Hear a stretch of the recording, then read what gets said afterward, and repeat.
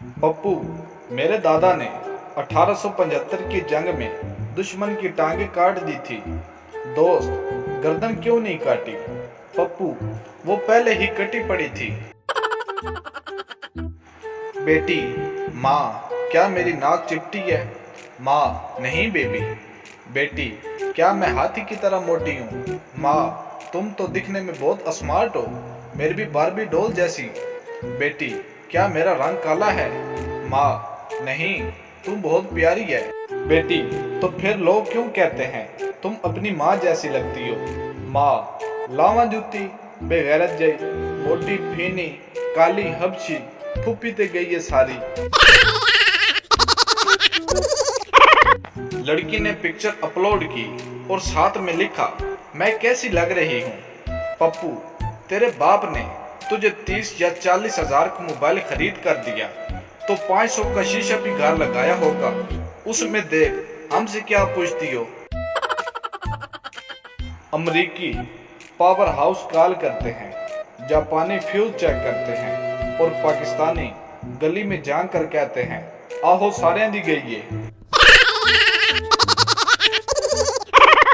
उस्ताद गुस्से से, अहमद और सिकंदर, तुम दोनों फिर आज से देर से आए।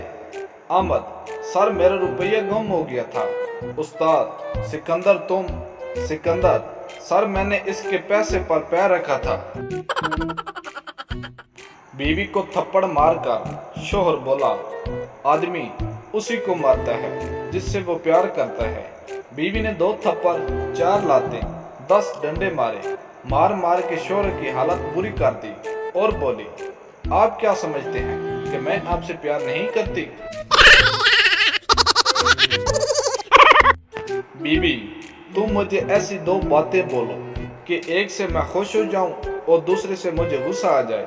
शोहर, तुम मेरी जिंदगी हो और लाना तो ऐसी जिंदगी पर।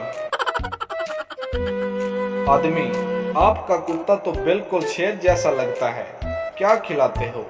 दूसरा आदमी, ये कमीना शेर ही है, साला प्यार के चक्कर में पड़ गया तो शक्ल कुत्ते जैसी हो गई है।